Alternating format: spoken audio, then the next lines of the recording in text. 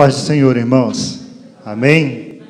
Graças a Deus, mais uma manhã na casa do Senhor, mais um momento que Deus nos concedeu de estarmos reunidos para aprendermos a sua palavra. Eu te convido a se colocar de pé nessa manhã, em nome do Senhor Jesus. Vamos orar ao Senhor e dar início à nossa escola bíblica dominical. Amém? Pai querido e santo, nessa manhã nós te louvamos por estarmos reunidos na tua casa. Ó Deus, te louvamos pela nossa vida, te louvamos pela nossa existência, teu amor, tua graça, tua misericórdia para conosco, Senhor. Estamos aqui reunidos em nome de Jesus. Que nessa manhã o Senhor possa falar ao nosso coração de uma forma especial através da tua palavra. Que o Senhor se manifeste a nós, ó Deus, de uma forma gloriosa. Que teu Espírito Santo, ó Deus, nos abra a mente, o entendimento e a compreensão para tudo aquilo que o Senhor tem para nós, Senhor. Dá-nos uma escola bíblica abençoada. Que teu Espírito conduza todas as coisas e que toda glória e honra seja a ti, ó Deus. Em nome de Jesus. Amém, amém. Podeis assentar, meus amados. Queridos, nós estamos estudando nesse trimestre de revista da Escola Dominical acerca do arrebatamento da igreja. E como nós temos aprendido, tantas coisas interessantes, importantes, acerca do arrebatamento, acerca da grande tribulação, dos fatos que se darão durante a grande tribulação, como temos sido abençoados de uma forma muito rica com essa revista da Escola Bíblica Dominical. E nessa manhã nós vamos para uma fase nova da revista, porque até agora nós falamos sobre tudo aquilo que aconteceu durante a grande tribulação, o que vai acontecer durante a grande tribulação, dos fatos que se darão durante a grande tribulação aqui na terra, das coisas que vão acontecer aqui, o que envolve Israel, o que envolve aqueles que vão ficar aqui na terra, como vai ser o governo do anticristo, tudo isso nós estudamos com muitos detalhes, Vimos também o fato de que a igreja, ela não vai passar por esse momento. A igreja não vai passar, obrigado, meu querido, pelo momento da grande tribulação. Por quê? Porque Cristo vai nos arrebatar. A grande tribulação ela vai começar exatamente a partir do arrebatamento da igreja. Então, a igreja não passa pela grande tribulação. E nós vimos argumentos sólidos dentro da palavra do Senhor que fortalecem essa ideia, Aqueles que acreditam que a igreja será arrebatada no meio da grande tribulação, os mesotribulacionistas, o argumento deles é muito fraco. Aqueles que acreditam que a igreja só vai ser arrebatada no final da grande tribulação, que ela vai passar por toda a grande tribulação, o argumento se torna fraco diante daquilo que nós estudamos. O que nós vimos é que a igreja vai ser arrebatada antes que tudo isso comece. Como guardaste a palavra da minha paciência, também eu te guardarei da hora da tentação que há de vir sobre a face da terra. E é nisso que nós cremos. E nessa noite, ou melhor, nessa manhã, nós vamos estudar acerca do que acontecerá com a igreja arrebatada. Enquanto aqui no mundo se dá a grande tribulação, onde estará a igreja? O que vai estar acontecendo com a igreja? E é exatamente isso que nós vamos ver na lição de hoje. E eu queria que você abrisse a sua revista. Você já deve ter recebido aí a sua revista digitalmente. Muito obrigado, meu querido. Deus abençoe. Digitalmente, aí no seu celular, no seu smartphone, ou então você tem a revista física aí na sua mão. A lição é a lição de número 8, está na página de número 46. Lição número 8, página 46. Certo? Diz assim: o que acontecerá com a igreja arrebatada, parte 1. Então nós vamos ver que esses fatos eles vão se dividir aqui em mais de uma lição. Nós vamos ter a parte 1 hoje, e na lição 2 nós vamos ter a parte 2. E a parte 1, nós vamos falar sobre o tribunal de Cristo e sobre a distribuição dos galardões, ela também vai se dividir em 2 lições. Tá certo? Então, abrindo aí, na página 46 da revista, você tem o texto áureo da lição. E o texto áureo ele diz assim: porque todos devemos comparecer ante o tribunal de Cristo, para que cada um receba segundo o que tiver feito por meio do corpo, ou bem ou mal. Isso está em 2 Coríntios, capítulo 5, versículo 10. Esse é o texto áureo da nossa lição. Então, amados, o que vai acontecer com a igreja após o arrebatamento? Onde nós estaremos enquanto acontecer aqui na terra a grande tribulação?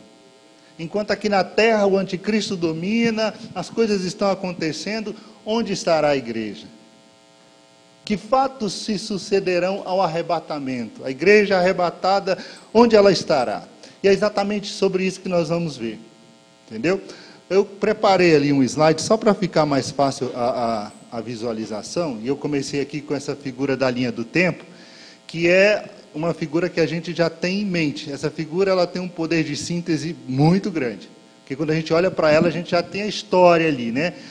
Os profetas no Velho Testamento, aí veio Cristo, aí começa a era da igreja, nós estamos vivendo a era da igreja, né? Exatamente quando termina a era da igreja, nós somos arrebatados. E quando acontece o arrebatamento, começa então o período da grande tribulação, que é um período o quê? De 7 anos, que é dividido em 3 anos e meio e 3 anos e meio, né? A gente já estudou isso com muitos detalhes. Durante esse momento, esse período de 7 anos, que é a grande tribulação, onde estará a igreja? A igreja, ela estará com o Senhor na glória. Mas o que vai acontecer com a igreja? 3 fatos acontecerão após o arrebatamento, que são importantíssimos. Passa mais um, por gentileza, Joel. Esses fatos são o tribunal de Cristo, a entrega de galardões e as bodas do Cordeiro. São 3 fatos importantíssimos que sucederão ao arrebatamento da igreja. Após a igreja ser arrebatada, esses 3 fatos ocorrerão. Primeiro, o tribunal de Cristo. Depois, a entrega dos galardões. E depois, a grande festa de casamento, as bodas do Cordeiro. E nós vamos ver cada um desses fatos com detalhes aqui na Escola Bíblica Dominical. Nessa primeira lição, nós vamos falar sobre tribunal de Cristo e entrega de galardões. Hoje nós vamos falar sobre o tribunal de Cristo, no próximo domingo sobre a entrega dos galardões, sobre a distribuição dos galardões. E na lição seguinte a gente fala sobre as bodas do Cordeiro. Então, irmãos, nós vamos ver o tribunal de Cristo. O que vai ser o tribunal de Cristo? O que é o tribunal de Cristo? Quando Paulo diz... Passa mais um, por gentileza, Joel. Mais um. Aí no capítulo 5 de 2 Coríntios, versículo 10, ele diz assim: porque importa que todos nós compareçamos perante o tribunal de Cristo. Veja que após tribunal está uma palavrinha ali grega, bema. Bema, essa palavra é muito importante, já nós vamos falar sobre ela. Então, o termo grego que Paulo utiliza para definir tribunal nesse texto bíblico é exatamente essa palavra, bema. Então ele diz: importa que todos nós compareçamos perante o tribunal de Cristo, para que cada um receba segundo o bem ou mal. Bem ou mal. E veja que aí também tem uma outra palavrinha grega para definir mal. Mal aí é Paulio. Acho que é isso. Meu grego está um pouquinho fraco hoje, né? Mas é mais ou menos isso. Que significa o quê? Sem valor. Sem valor. Tá certo? Todos nós devemos comparecer para receber, segundo o bem ou o mal, né, que tiver feito por meio do corpo. O outro texto bíblico é o texto de Romanos, capítulo 14, versículo 10 a 12. Nesse texto, Paulo diz assim: porque todos compareceremos perante o tribunal, ou seja, ele usa a mesma palavra grega para definir tribunal, bema, tribunal de Deus. Aqui, o tribunal de Deus, ele também está fazendo referência ao tribunal de Cristo, entendeu? Pois cada um de nós dará conta de si mesmo a Deus. Então, é fato, nós, os cristãos, um dia, após o arrebatamento, nos encontraremos com o Senhor. E nos encontraremos para um julgamento. Mas que tipo de julgamento é esse? O que vai acontecer nesse tribunal? O que vai ser de fato julgado nesse tribunal? Continuando aí, nós podemos conceituar o tribunal de Cristo da seguinte forma: é um acontecimento futuro no qual o povo de Deus ficará diante do Senhor e suas obras serão julgadas e recompensadas. Então, espera aí, é um tribunal para julgamento de obras? Exatamente. O tribunal de Cristo é um tribunal para o julgamento das obras. Aquilo que nós realizamos para Deus, aquilo que nós fizemos para o Senhor, isto será julgado pelo Senhor. Todas as nossas obras realizadas como crentes estarão diante do Senhor e elas serão ali avaliadas, julgadas pelo Senhor. Então é esse acontecimento futuro no qual o povo de Deus vai ficar diante do Senhor e as suas obras serão ali julgadas e receberão o quê? Recompensas por suas obras. É um momento de galardão, é um momento de distribuição de galardão, de recompensa pelo trabalho realizado para o Senhor. Esse é o momento. Nós não podemos, irmãos, confundir o tribunal de Cristo com o tribunal do grande trono branco. O juízo do grande trono branco. Por quê? Porque o juízo do grande trono branco, que está lá em Apocalipse capítulo 20, a partir do versículo 11, é aquele momento em que os ímpios serão julgados. Lá, o grande trono branco, ele vai se dar após o milênio. E nele serão julgados os ímpios. É aquele momento em que Cristo vai descer, assentado num trono branco, e céus e terra vão fugir da sua presença, devido à sua glória, majestade e poder, e os mortos vão ressuscitar. Que mortos ressuscitarão nesse momento? Os salvos? Não, porque os salvos já ressuscitaram lá na primeira vinda do Senhor Jesus. Ali são os ímpios, são os pecadores. E eles vão comparecer diante do Senhor para receber a sentença de condenação. É aquele momento em que o mar dará os seus mortos, o fogo dará os seus mortos, o inferno dará os seus mortos. Todos comparecerão diante do Senhor. Serão abertos os livros, e o livro da vida também vai ser aberto, e todo aquele que não foi encontrado escrito no livro vai ser lançado no lago de fogo e enxofre, que foi preparado não para o homem, mas para o diabo e seus anjos. Então, irmãos, não podemos confundir. Esse tribunal de Cristo é outra coisa. Aqui é só crente. Aqui é só a igreja salva que vai participar. Aqui é para aferir as obras, é para a distribuição de galardões, é para a distribuição de recompensa. Entendeu? Quando você vê na revista, aí na página 47, no finalzinho da página 47, o pastor Cristiano, que escreveu a revista, ele colocou assim, está lá, o significado do tribunal, Bema. Ele diz assim: o tribunal de Cristo trata-se de uma corte retributiva para uma premiação pelo mérito das obras dos justos, na qual será entregue o galardão. Então, é aquele momento de premiação, é aquele momento em que as obras dos justos serão julgadas, e Deus recompensará a cada um segundo as suas obras. Então, irmãos, este é o grande acontecimento. Nós vamos entender também que os crentes eles não serão julgados pelos seus pecados aqui. Esse não é o momento de julgar pecado, até porque os nossos pecados já foram perdoados. Aqui é a igreja salva. É a igreja que foi lavada, remida no sangue do Cordeiro. E aqui não é um tribunal para julgar pecados, porque os pecados da igreja já foram perdoados. Aqui a igreja já foi arrebatada. E a palavra de Deus, ela nos dá essa garantia. Eu até coloquei ali o texto de Romanos capítulo 8, versículo 1, que o apóstolo Paulo ele diz assim, portanto, agora nenhuma condenação há para os que estão em Cristo Jesus, que não andam segundo a carne, mas segundo o Espírito. Então a igreja não vai passar mais por juízo, porque a igreja não há mais condenação para a igreja. A igreja foi salva, foi remida no sangue do Cordeiro. Tá certo?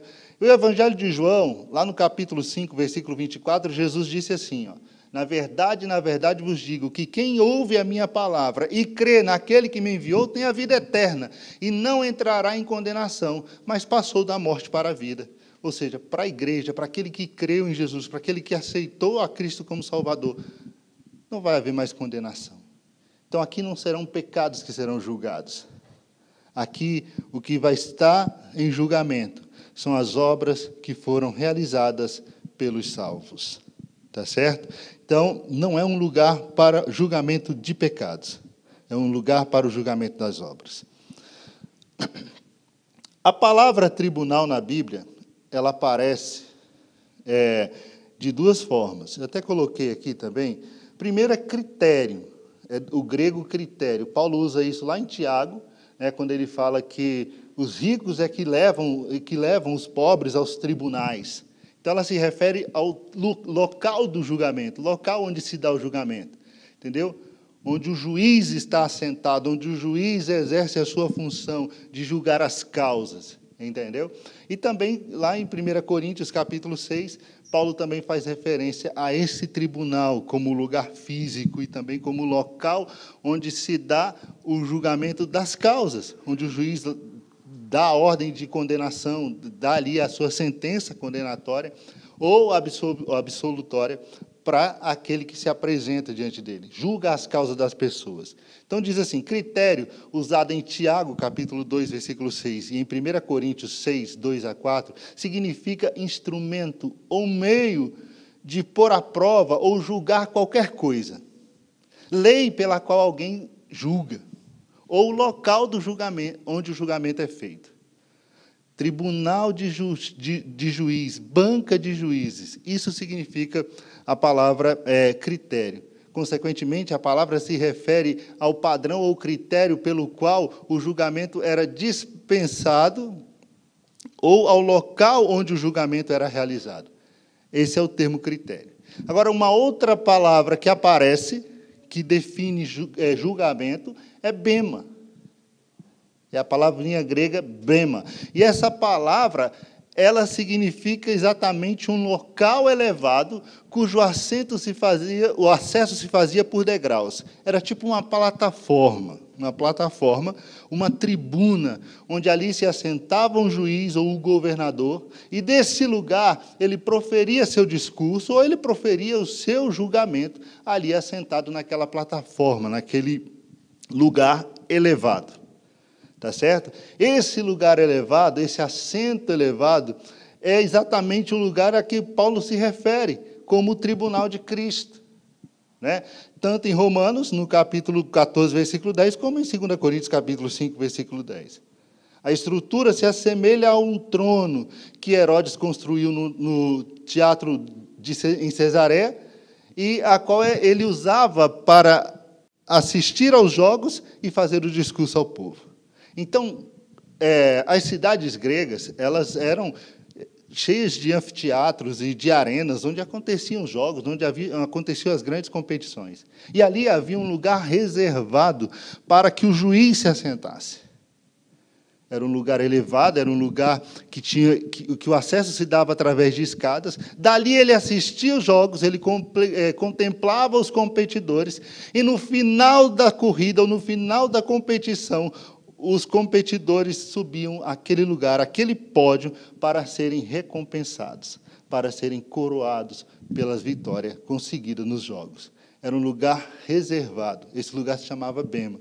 Então, quando Paulo se refere ao tribunal de Cristo, os irmãos em Corinto já entendiam de que Paulo estava falando. Paulo não estava falando de um tribunal de julgamento, mas de um tribunal de recompensas. De recompensas. Passa mais um, por favor, Joel. Então, nos jogos gregos em Atenas, a velha arena tinha uma plataforma elevada na qual se assentava o presidente ou juiz, é isso que eu acabei de falar para os irmãos, e de lá ele recompensava todos os competidores. Entendeu? De lá ele recompensava todos os vencedores. Era chamado também de benta, ou assento da recompensa. Essa palavra ela nunca foi usada com referência a assento para julgamento, mas sempre para recompensa. Tá certo? Então, Paulo usa exatamente esse termo, e os irmãos ali em Corinto entendiam o que Paulo estava querendo dizer quando ele se referia ao tribunal de Cristo. Ele não estava falando de um lugar de julgamento, mas de um lugar de receber recompensa pelo serviço prestado ao Senhor. Tá certo? Então, irmãos, quando nós estudamos sobre o tribunal de Cristo, é interessante nós pensarmos que é esse local onde a igreja vai se apresentar diante do Senhor e ali vai receber a sua recompensa pelos seus trabalhos prestados ao Senhor. Mas a pergunta que se faz é: quando vai ser isso? Qual o momento que isso vai acontecer? E alguns textos bíblicos, eles nos dá pistas, nos orienta para que possamos entender em que momento isso vai acontecer. E o primeiro texto que nós trouxemos aqui para os irmãos, inclusive está aí, essa imagem aí, irmãos, é a imagem de uma ruína do que foi um dia um bema, né, dentro de um anfiteatro ali na cidade, numa das cidades gregas. Veja que é uma plataforma elevada, ali em cima ficava o assento do juiz ou do julgador, dali ele assistia os jogos, dali ele via as competições, e no final o vencedor vinha até essa plataforma, esse lugar elevado, e ali ele receberia a recompensa, a coroa ou o troféu. Na verdade, eram os louros, né? A coroa era feita de ramos de oliveira e essas coisas, e ele era coroado ali pela sua vitória. Tá certo? Era mais ou menos isso. Aí é uma ruína, o que sobrou de um bema daquela época. Mas passando aí, a gente vê quando será, quando isso vai acontecer. O momento é importante.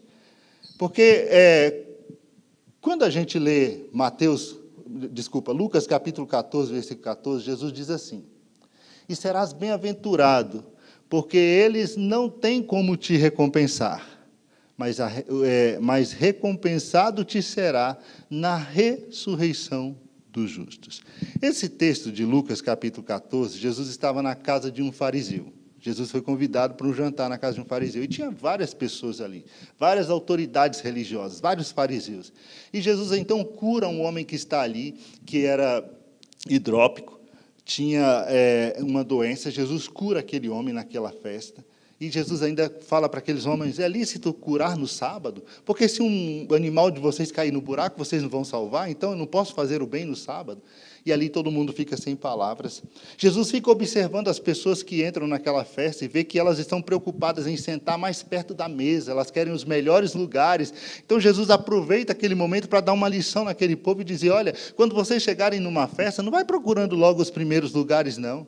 Senta mais atrás, fica ali, humilde, porque pode acontecer de você sentar lá na frente e o anfitrião depois chegar para você e dizer: olha, esse lugar aqui está reservado para alguém mais importante, por favor, se retire, senta lá atrás, aí você vai ficar envergonhado. Então já senta lá atrás, porque aí se o anfitrião passar lá e te ver lá atrás, ele vai falar: o que você está fazendo aqui? Vem mais para frente, eu quero você sentado aqui. Aí você vai ser honrado. Então Jesus está falando: olha, não busque honra para você mesmo. Não fique buscando sua própria honra. Jesus aproveita esse momento para dar essa lição. Aí Jesus vira para o anfitrião da festa, para o fariseu, e ele diz assim: olha, quando você for dar uma festa, convida os pobres, convida aqueles que não têm nada, os mancos, os aleijados, os doentes, convida aqueles que estão à margem da sociedade. Porque se você convida os ricos, convida os seus amigos, eles podem depois te convidar também. Aí você vai receber uma retribuição pelo que você fez. Mas se você convida os pobres, convida aqueles que não têm nada, eles não vão poder te retribuir. Mas você já vai receber o seu galardão, você vai receber a sua recompensa pelo que você fez. E sua recompensa vai ser entregue no dia da ressurreição do justo. No dia da ressurreição do justo. Então veja, Jesus diz: olha, o dia de entregar as recompensas é o dia da ressurreição. E qual é o dia da ressurreição? É aquilo que nós vimos lá em 1 Tessalonicenses, no capítulo 4. Momento em que Jesus, dada a palavra de ordem, soada a trombeta, Cristo vai descer, e os mortos vão ressuscitar. Depois os vivos serão transformados. Esse é o dia da ressurreição. E nesse dia se dará também a recompensa para aqueles que venceram. Outros textos bíblicos também nos mostram a mesma coisa. Isso aqui está até na revista aí, né? Alegramo-nos e exultamos e damos glória a Ele, porque chegou a hora das bodas do Cordeiro. Esse texto é de Apocalipse, capítulo 19, versículo 7. Eu acho interessante esse texto na revista, porque ele mostra que a igreja, quando ela se apresenta para as bodas do Cordeiro, ela já se apresenta recompensada. Já é a igreja que já teve as suas obras julgadas, e aqui ela está vestida de linho fino, puro e resplandecente. E a explicação para linho fino e puro é que o linho fino, ele representa os atos de justiça dos santos. Então, se a igreja, quando ela se apresentar para as bodas, quando ela se apresentar para o casamento, ela já está vestida de linhos finos, é porque seus atos de justiça agora é que sobressaem. Todos os seus outros atos que não prestavam já foram retirados, já foram queimados, provados pelo fogo. A igreja já passou pelo tribunal de Cristo.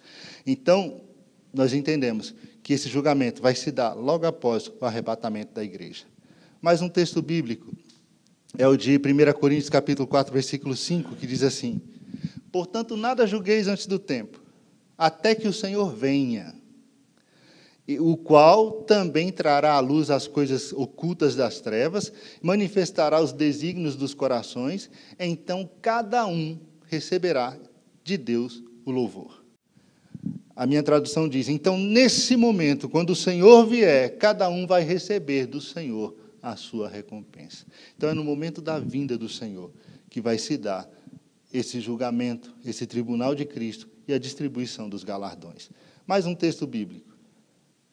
2 Timóteo, capítulo 4, versículo 8. Esse aí todo mundo conhece. Paulo diz: desde agora a coroa da justiça me está guardada, a qual o Senhor, o justo juiz, ele me dará, quando? Naquele dia. Não somente a mim, mas também a todos os que amam a sua vinda. Então, esses textos, ele nos dá essa ideia de que esse julgamento, o tribunal de Cristo, ele vai acontecer logo após o arrebatamento da igreja. No mesmo instante, após o arrebatamento da igreja, se dará o julgamento das obras. E esse texto de Apocalipse, que é bem esclarecedor. Apocalipse 22, 12. Jesus diz: eis que cedo venho, e o meu galardão está comigo, para dar a cada um segundo as suas obras. Tem uma outra tradução que diz: eis que venho sem demora, e trago comigo o meu galardão, para dar a cada um. Então, quando ele vier para arrebatar a sua igreja, ele também trará os galardões para serem distribuídos. Então, vai ser nesse momento, no momento do arrebatamento da igreja. Tá certo? Seguindo, nós temos outro fato importante acerca do tribunal de Cristo. Onde ele vai acontecer? Onde vai se dar? Bom, se é no momento do arrebatamento da igreja, veja o que diz o texto de 1 Tessalonicenses.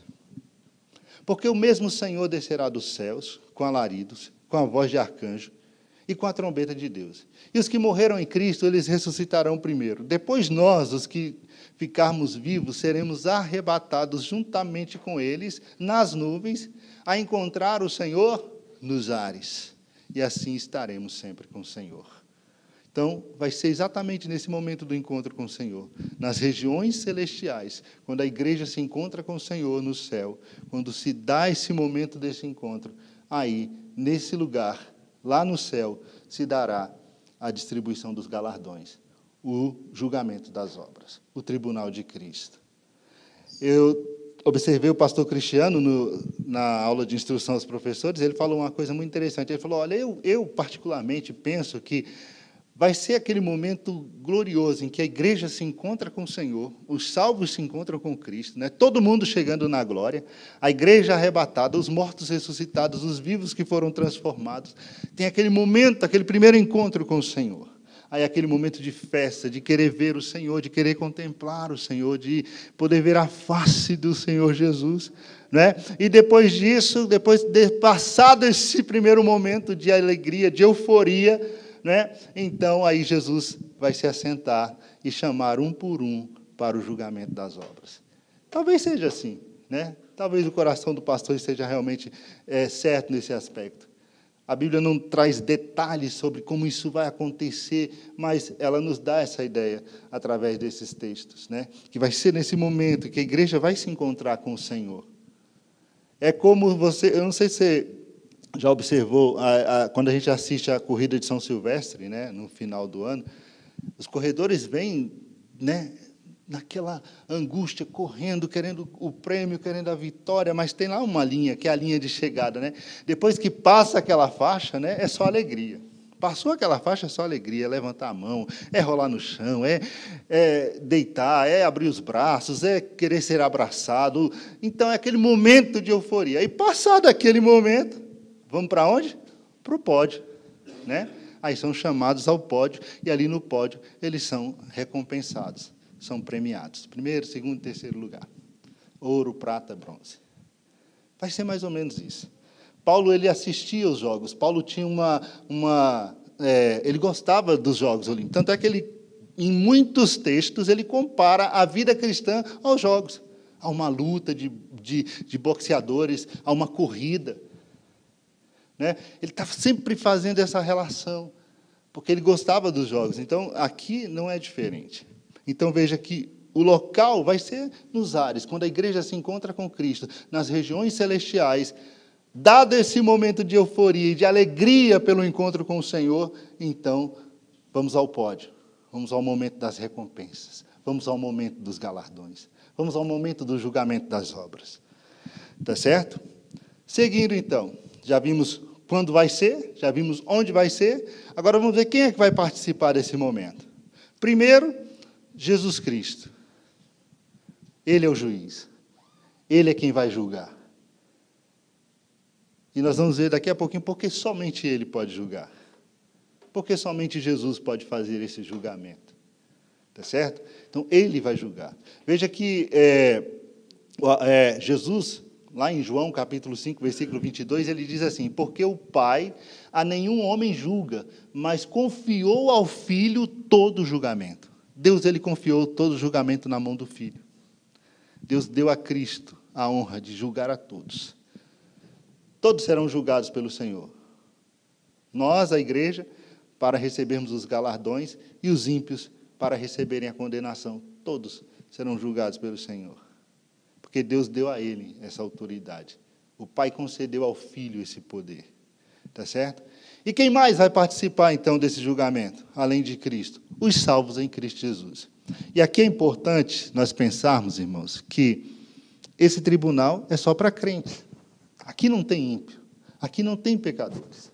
Aqui só estarão os salvos pelo sangue de Jesus. É a igreja arrebatada. É a igreja arrebatada. Então não vai ser aquele momento em que Cristo vai estar lá e vai ter ímpios, vai ter pecadores, e ele vai separar ímpios de pecadores e vai dizer: olha, apartai-vos de mim, você e você. Não vai ser esse momento. Esse momento aqui é só para a igreja e Cristo. Esse julgamento que eu falei é outro, está lá em Mateus capítulo 25, é um outro momento, é um julgamento das nações. Esse vai se dar lá quando Cristo voltar para implantar o seu reino milenar, mas é outro assunto. Aqui não, aqui só tem os salvos. Aqui somente a igreja arrebatada. Com base em que nós dizemos isso? Com base no texto bíblico de 2 Coríntios capítulo 5, versículos de 1 a 9, ou de 1 a 10, entendeu? Nesse texto, o versículo 10 é o textuário da lição, nesse texto Paulo ele vem falando exatamente do momento em que nós vamos deixar esse corpo para entrar na glória, para recebermos um corpo glorioso. Então ele começa dizendo assim, porque sabemos que se esse nosso corpo, esse corpo terrestre, deste tabernáculo se desfizer, nós temos de Deus um edifício, uma casa não feita por mãos, eterna, lá no céu. Falou, esse corpo aqui é um tabernáculo, é uma tenda, é provisório. Isso aqui vai passar. E quando esse corpo se desfizer, nós vamos ter um corpo glorioso, nós vamos ter uma casa, um edifício feito por Deus, lá no céu. Né? E ele continua, ele diz, por isso também gememos, desejando ser revestido da nossa habitação, que é do céu. Se, todavia, estando vestido, não fomos alcançados nus. Ele está dizendo, olha, esse corpo é a nossa vestimenta. Porque o que é que nós somos? Nós somos um espírito que tem uma alma e que habita em um corpo. É isso que nós somos. E esse corpo, Paulo compara a uma vestimenta. Então, quando nós deixamos esse corpo, ele diz, nós somos despidos desse corpo. Então, se quando Cristo voltar, nós não formos achados despidos, nós seremos o quê? Revestidos. Mas se nós formos achados despidos, nós já tivermos deixado esse corpo, aí nós seremos ressuscitados. E aí seremos vestidos da nossa nova habitação. É isso que Paulo está explicando aqui.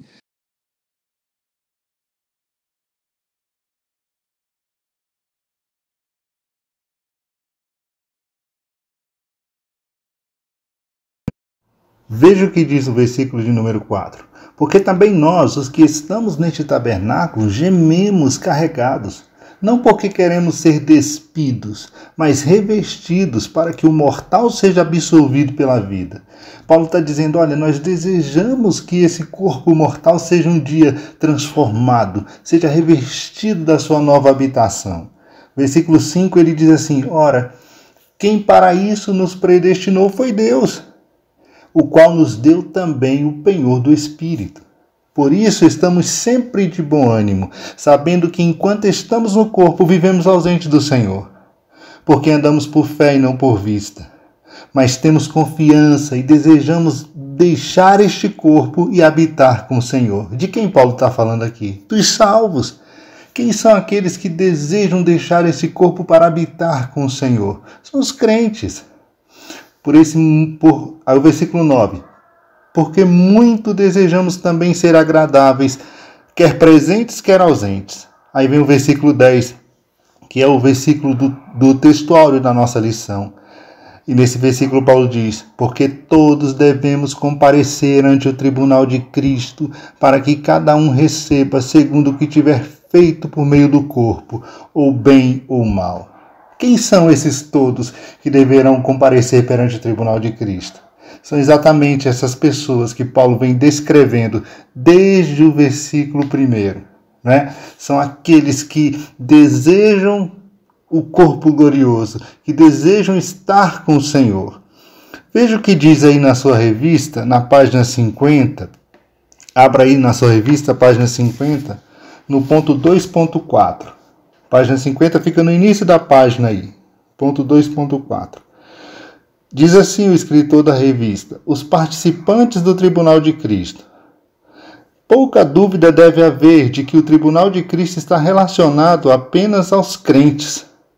O texto de 2 Coríntios 5, 1 a 19, mostra que apenas os crentes poderão ter uma casa não feita por mãos, eterna nos céus.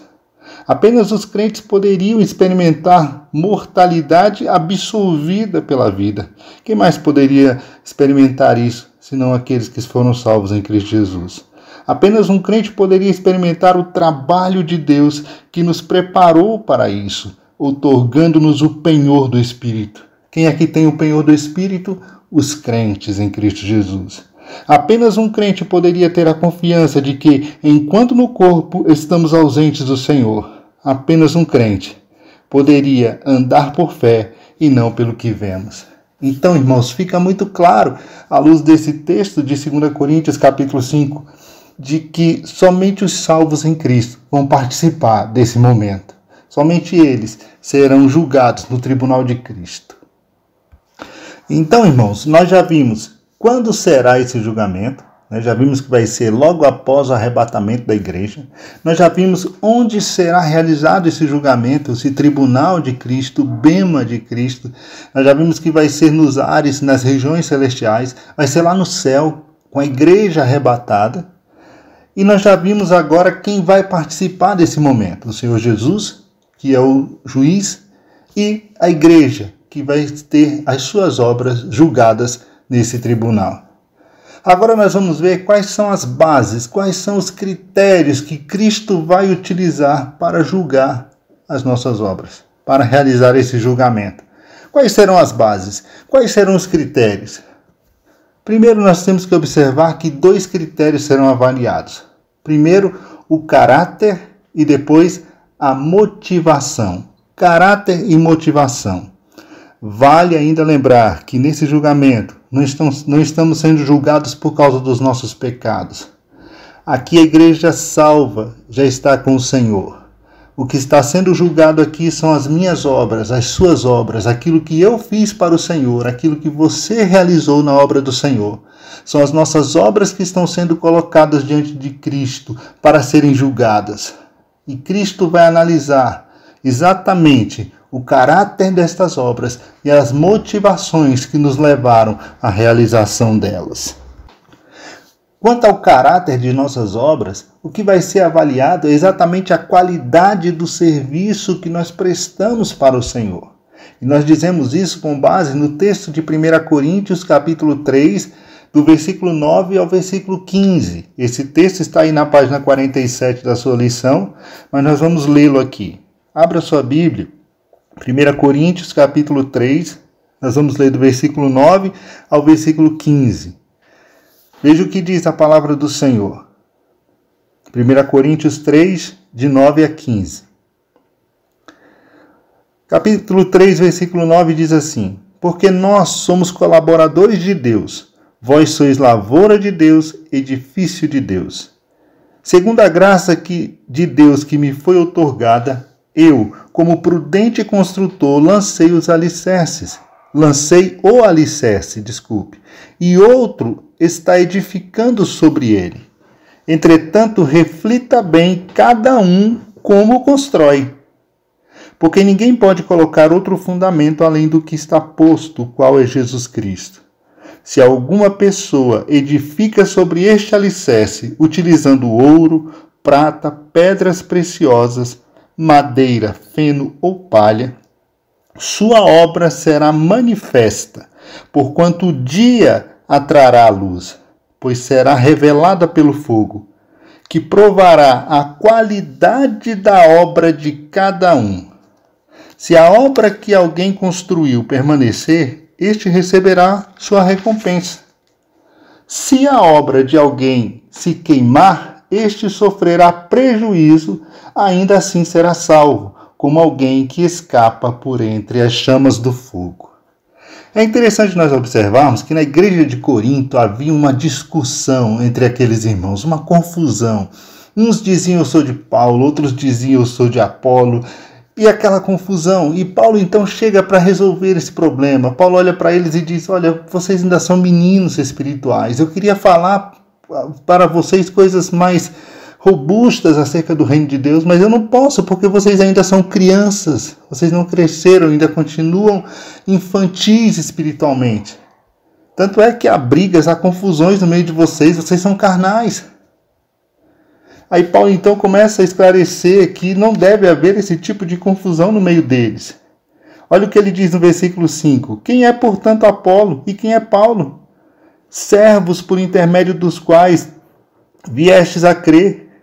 E isso conforme o ministério que o Senhor concedeu a cada um. Eu plantei, Apolo regou, mas foi Deus quem deu o crescimento, de forma que nem o que planta nem o que rega são alguma coisa, ou são de alguma importância, mas unicamente Deus que realiza o crescimento. Então ele vem dizendo, olha, eu não sou nada, eu sou servo, Apolo também é servo, e cada um de nós vai receber de Deus a sua recompensa. Olha o versículo 8, o que planta e o que rega ministra de acordo com um propósito, e cada um será premiado segundo o seu próprio trabalho. Cada um vai receber de Deus a recompensa pelo seu trabalho realizado na obra do Senhor. Aí ele vem esclarecendo isso. Ele vem dizendo, olha, eu lancei o alicerce, lancei o fundamento. E o fundamento é Cristo. E ninguém pode colocar outro fundamento além desse fundamento que é Cristo, que foi posto. Agora, outros estão edificando sobre este fundamento. Ele fala, vocês estão edificando, nós, a igreja, estamos edificando sobre esse fundamento. E nós edificamos com as nossas obras, quando investimos nossa vida no reino de Deus, com tudo aquilo que realizamos para o Senhor. São as nossas obras que são o material, a matéria-prima para essa edificação. E ele diz aqui, porque se alguma pessoa edifica sobre esse alicerce utilizando ouro, prata ou pedra preciosa, madeira, palha ou feno, a obra de cada um vai ser manifesta. Então Paulo está falando aqui da qualidade do material que nós estamos utilizando para edificar no reino de Deus. O caráter das nossas obras diz respeito à qualidade do serviço que eu e você estamos prestando para o Senhor. O verdadeiro caráter de nossas obras será exposto diante dos olhos prescrutadores do Senhor. Ele revelará se as nossas obras foram boas ou se elas foram más. Deus avaliará os serviços que prestamos a Ele. Deus vai avaliar, irmãos. Deus vai avaliar. Porque um dia todas essas nossas obras serão manifestas diante do tribunal do Senhor, diante do tribunal de Cristo, do bema de Cristo. Veja aqui no slide. A palavra traduzida por comparecermos em 2 Coríntios 5:10 e também aqui em 1 Coríntios 3, versículo 13, que não usa comparecer, mas usa que as obras serão manifestas, né? Aqui o teólogo que nós estamos seguindo, nós tiramos essa, que o autor da revista está utilizando também como base para este ensino. Ele diz o seguinte: a palavra traduzida por compareçamos em 2 Coríntios 5:10 poderia ser mais bem traduzida por sejamos manifestos, de modo que o versículo diria: porque importa que todos nós sejamos manifestos. Isto implica que o propósito do bema é fazer uma manifestação pública, demonstração ou revelação do caráter e das motivações essenciais do indivíduo. Ou seja, nossas obras serão manifestadas publicamente diante do tribunal de Cristo. Tudo aquilo que nós realizamos para o Senhor, tudo aquilo que nós fizemos para Deus, virá à tona, será manifestado. A observação que Plummer é o teólogo, ele faz é o seguinte: nós seremos julgados, não seremos julgados em massa ou em classe, mas seremos julgados um por um, de acordo com o mérito individual. E essa afirmação confirma o fato de ser um julgamento individual dos crentes perante o Senhor. Então cada um vai ser julgado individualmente, cada um vai ser chamado separadamente e vai ser julgado publicamente. As minhas obras e as suas obras serão expostas naquele dia por Jesus Cristo. E Ele fará a avaliação, primeiro do caráter, da qualidade do serviço que nós prestamos para Ele. Mudando aqui o slide, você vê que a qualidade do serviço prestado, ela está lá no capítulo 3 de 1 Coríntios, lá no versículo de número 12. Paulo diz assim: se alguma pessoa edifica sobre este alicerce utilizando ouro, prata, pedras preciosas. Veja que ouro, prata e pedra preciosa fala de um material valioso, fala de um material duradouro, fala de um material que não perece, fala de um material imperecível. O que nós estamos utilizando para realizar a obra do Senhor? De que maneira nós estamos fazendo a obra de Deus? Nós estamos dando o nosso melhor, irmãos? É o melhor que nós podemos fazer quando fazemos para o Senhor? Ou nós estamos fazendo a obra de Deus de qualquer maneira? Porque aí entra a segunda classe de materiais que estão sendo utilizados: o material barato, o material frágil, o material perecível, madeira, feno e palha. Ou nós usamos ouro, prata e pedras preciosas, ou nós usamos madeira, feno e palha, ou nós usamos um material duradouro. Nós fazemos a obra do Senhor de forma séria, com o nosso coração, com a nossa alma, dando o nosso melhor, fazendo o melhor que nós podemos fazer para Deus, ou nós fazemos de qualquer maneira. Damos ao Senhor as sobras, damos ao Senhor aquilo que sobrou do nosso tempo, aquilo que sobrou das nossas finanças, aquilo que sobrou da nossa vida. É disso que Paulo está falando. Esse caráter será avaliado. Quando nós fizemos para o Senhor, nós fizemos o nosso melhor. Era o melhor que nós podíamos fazer. Só Deus pode avaliar isso, porque às vezes nós olhamos uma pessoa fazendo algo para o Senhor e nós dizemos: olha, podia fazer melhor. Mas Deus sabe do seu coração, Deus sabe o coração daquela pessoa, Deus sabe que ela está dando o melhor que ela pode naquele momento. Enquanto outros, nós achamos que estão fazendo muito para Deus, estamos aplaudindo e Deus está dizendo: olha, poderia ser melhor. Poderia ser melhor. Então é o Senhor quem vai avaliar, é o Senhor quem vai julgar isso.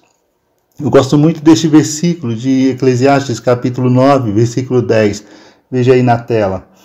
Diz assim: tudo quanto te vier à mão para fazer, faze-o conforme as tuas forças, porque na sepultura para onde tu vais, não há obras, nem projeto, nem conhecimento, nem sabedoria alguma. Então, esta é a receita, irmãos. Fazer para Deus é fazer o melhor. E fazer o melhor para Deus É exatamente dar o nosso melhor, entregar o nosso melhor para o Senhor. O segundo critério a ser avaliado pelo Senhor serão as nossas motivações. Qual tem sido a minha e a sua motivação para realizar a obra do Senhor? Para fazermos os trabalhos para Deus? Tudo isso será avaliado naquele dia. Nós dizemos isso com base nesse texto aqui, vou colocar aqui no slide. O texto de 1 Coríntios capítulo 4, versículo 5, o apóstolo Paulo diz assim: portanto, nada julgueis antes do tempo, até que o Senhor venha, o qual também trará à luz as coisas ocultas das trevas e manifestará os desígnios dos corações. Então cada um receberá de Deus o louvor. Você entende isso? Ele diz: quando Jesus voltar, ele vai manifestar os desígnios do coração, as intenções, as motivações dos corações.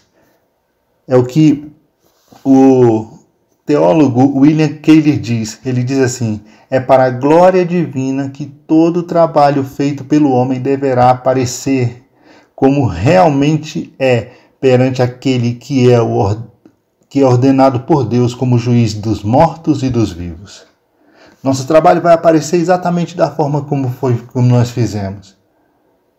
Deus vai julgar a intenção do nosso coração, as motivações. Quando fizemos por amor ao Senhor? Quando realizamos para Deus, fizemos por amor a Ele, por amor à sua obra, por amor aos irmãos, por amor ao próximo? Ou fizemos para que as pessoas vissem e aplaudissem? Ou estávamos preocupados em mostrar para as pessoas que nós sabemos fazer, que nós somos bons? Ou fizemos porque não tinha ninguém para fazer e aí fomos nós mesmos, sobrou para nós mesmos fazer e nós fomos e fizemos? Por que estamos fazendo? Qual é a real motivação do nosso coração ao realizarmos algo para Deus? Esse texto aqui de 1 Coríntios capítulo 10, versículo 31 é um versículo também que eu gosto muito. Colocá-lo aqui na tela. Diz assim: assim, seja comendo, seja bebendo, seja fazendo qualquer outra coisa, fazei tudo para a glória de Deus. É exatamente esse o propósito, irmãos. Tudo o que nós fizermos deve ser para a glória de Deus. Tudo o que realizarmos deve ser para a glorificação do nome do Senhor. Nós, infelizmente, temos a mentalidade de que somente aquilo que nós fazemos na igreja é para a glória de Deus. Nós achamos que somente quando cantamos na igreja, quando tocamos na igreja, quando pregamos na igreja, é que estamos fazendo para a glória de Deus. Mas a palavra de Deus aqui diz exatamente o contrário. Ela diz que tudo quanto fizermos deve ser para a glória de Deus. Não é só aquilo que a gente faz na igreja. Não é só aquilo que a gente realiza aqui dentro, na hora do culto, na hora da celebração, na hora da glorificação. A nossa vida deve ser para a glória de Deus. Se eu comer é para a glória de Deus, se eu beber é para a glória de Deus, se eu fizer qualquer outra coisa é para a glória de Deus. Aquilo que eu faço lá no meu trabalho é para a glória de Deus. Não é para o meu chefe, não. Não é para agradar o meu chefe, é para a glória de Deus. Aquilo que eu faço lá na minha faculdade, na minha escola, não é para agradar meus professores, não é para agradar os meus colegas, é para a glória de Deus. Aquilo que eu faço lá na minha casa, para minha esposa, para os meus filhos, não é para agradá-los, é para a glória de Deus. Tudo deve ser para a glória do Senhor. Tudo o que eu fizer é para a glória de Deus. Jesus, ele diz lá em Mateus, no capítulo 5, versículo 24, salvo o melhor juízo, ele diz assim: assim brilha a vossa luz diante dos homens, para que eles vejam as vossas boas obras e glorifiquem a vosso Pai que está nos céus. Ou seja, as minhas obras devem glorificar a Deus. Essa deve ser a real motivação. E essas obras todas serão julgadas diante do Senhor. Eu gosto muito também desse outro texto aqui, vou colocar aqui na tela para os irmãos. Colossenses capítulo 3, versículo 23 e 24.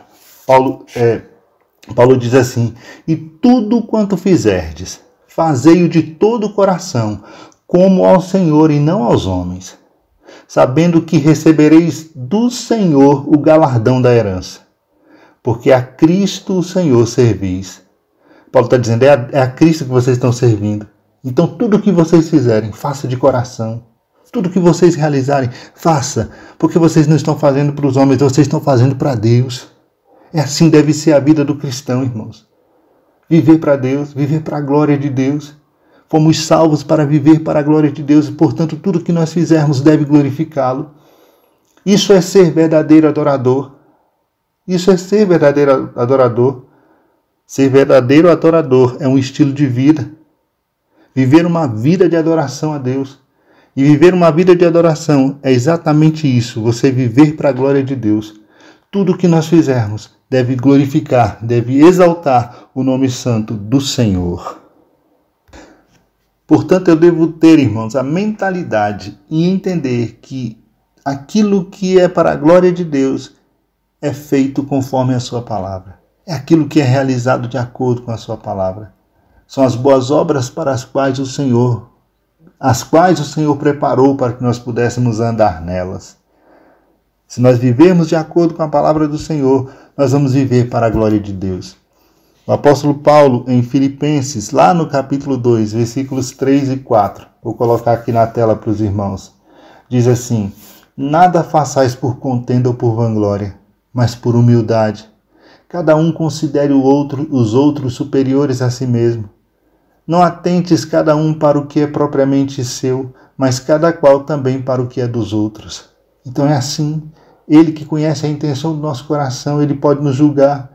Ele quer que nós façamos, não por contenda, não por vanglória, mas por humildade. Outro texto bíblico também aqui de Filipenses, no capítulo 2 ainda, os versículos 14 e 15, diz assim: fazei todas as coisas sem murmuração, nem contendas. Fazei todas as coisas sem murmuração, nem contendas, para que sejais irrepreensíveis e sinceros, filhos de Deus inculpáveis no meio de uma geração corrompida e perversa, entre a qual resplandeceis como astros no mundo. É assim que deve ser, é assim que nós devemos viver. Outro texto bem interessante que nos chama a atenção é exatamente o texto de Mateus capítulo 6, versículos de 1 a 6. Aqui Jesus chama a atenção exatamente dos seus discípulos para o fato de não buscarem a glória para si mesmo. Veja o que diz o versículo 1. Guardai-vos de fazer as vossas esmolas diante dos homens, para serem vistos por eles. Aliás, não tereis galardão junto ao vosso Pai, que está nos céus. Quando, pois, deres esmolas, não faças tocar trombeta diante de ti, como fazem os hipócritas nas sinagogas e nas ruas, para serem glorificados pelos homens. Em verdade vos digo que já receberam o seu galardão. Mas quando tu deres esmolas, não saiba a tua mão esquerda o que faz a tua direita, para que a tua esmola seja dada em secreto, e teu Pai, que vem em secreto, ele mesmo te recompensará publicamente. A recompensa será pública lá no Bema, no tribunal de Cristo. Ele diz: e quando orares, não seja como os hipócritas, pois se comprazem em orar em pé nas sinagogas e às esquinas das ruas, para serem vistos pelos homens. Em verdade vos digo que já receberam seu galardão. Mas tu, quando orares, entra no teu aposento e fecha a tua porta. Ora ao teu Pai que está em secreto, e teu Pai que vem em secreto te recompensará publicamente. A recompensa ela é pública, porque ela vai ser lá no tribunal de Cristo, onde todas as nossas obras serão expostas. E aquilo que foi feito para a glória de Deus vai receber de Deus a recompensa. Vai ser passado pelo fogo, o fogo provará, vai ser trazido à luz de Cristo. E ali o que foi feito com ouro, prata, pedras preciosas vai permanecer. Aquilo que fizemos com o nosso coração, com a nossa alma, dando o nosso melhor para Deus, aquilo que fizemos na intenção de glorificar a Deus, isso vai permanecer. Agora, aquilo que foi feito de qualquer maneira, aquilo que foi feito de qualquer jeito, aquilo que foi feito para o nosso próprio deleite, buscando os nossos próprios interesses e não o interesse do reino, e não a glorificação de Cristo, e não a glorificação de Deus. Todas estas coisas são palha, são madeira e feno. Ao passar pelo fogo serão consumidas e não receberão recompensa, não receberá galardão. A pessoa será salva, como Paulo diz, como que arrebatado do fogo, mas não receberá de Deus a recompensa. Portanto, irmãos, somente o Senhor pode fazer esse julgamento. Quem é que pode julgar isso? Quem é que pode analisar o coração do homem e ver a intenção do coração do homem? Só o Senhor. Somente Deus pode julgar. Somente Ele, o Senhor Jesus, é que pode realizar esse julgamento, porque só Ele conhece o coração. Só Ele conhece o meu e o seu coração. O homem vê somente a aparência. Eu gosto muito do texto lá de 1 Samuel, no capítulo 16, o versículo 7 mais precisamente, que é aquele momento em que Samuel entra na casa de Jessé para escolher um rei para Israel. E ele vai ungir Davi, rei de Israel. Samuel ainda não sabe qual dos filhos de Jessé será escolhido. E ali Jessé põe todos os seus filhos enfileirados para passarem diante de Samuel, para que Samuel pudesse escolher. E Samuel, quando vê aqueles meninos bonitos, altos, ele imagina que vai ser aqueles. E Deus fala para Samuel assim, lá no versículo 7 do capítulo 16. Porém, o Senhor disse a Samuel: não atentes para a sua aparência, nem para a sua grandeza de estatura, porque eu tenho rejeitado. E essa parte B é que eu gosto. Ele diz assim: porque o Senhor não vê como o homem vê, pois o homem vê o que está diante dos olhos, porém o Senhor olha para o coração. O homem vê o que está diante dos olhos, Deus vê o coração. Somente Deus pode julgar. Hebreus, no capítulo 4, versículo 13, diz assim: e não há criatura alguma encoberta diante dele, antes todas as coisas estão nuas e patentes aos olhos daquele com quem temos de tratar. Todas as coisas estão nuas diante do Senhor. Ele vê todas as coisas. É por isso que Ele é quem vai julgar. Ele é quem vai fazer o julgamento. Portanto, meus irmãos, o que eu e você temos que observar é que o tribunal de Cristo será um lugar de recompensas. Será um lugar de reconhecimento do nosso trabalho prestado para o Senhor. Ele que nos salvou por sua infinita graça e misericórdia, Ele que nos comprou com o glorioso sangue de Jesus Cristo, nos deu vida eterna, nos deu salvação pela fé em Jesus. Agora, na sua justiça, recompensará cada um pelo seu trabalho realizado na obra do Senhor. Um estudo como esse, irmãos, nos leva a fortalecer o nosso coração, nos leva a querer dedicar a nossa vida ao reino de Deus e fazer o melhor para o Senhor. Porque um dia nós estaremos diante dele e tudo aquilo que nós fizemos vai estar diante do Senhor e nós receberemos dele o galardão por aquilo que realizamos para o Senhor. O apóstolo Paulo, em 1 Coríntios capítulo 15, no versículo 58, ele encerra a epístola com esse versículo. Eu quero encerrar aqui essa aula também com esse versículo. Portanto, meus amados irmãos, sede firmes e constantes, sempre abundantes na obra do Senhor, sabendo que o vosso trabalho não é vão no Senhor. Aleluia! Glória ao nome do Senhor. Vamos trabalhar, irmãos, vamos nos dedicar ao reino de Deus. Um dia nós estaremos diante do Bema, o grande tribunal de Cristo, e ali nossas obras serão expostas e receberemos do Senhor o galardão. Ele disse: eis que venho sem demora e o meu galardão está comigo para dar a cada um segundo as suas obras. Meu galardão está comigo para dar a cada um segundo as suas obras. E é exatamente sobre os galardões que nós vamos ver na aula da semana que vem. Na próxima aula nós vamos estudar, dando continuidade aqui a esta lição número 8. Nós vamos ver a segunda parte, que trata exatamente dos galardões. Como serão esses galardões? Como serão distribuídos? Isso nós vamos ver na próxima aula. Que Deus abençoe cada um dos irmãos. Em nome de Jesus. Amém.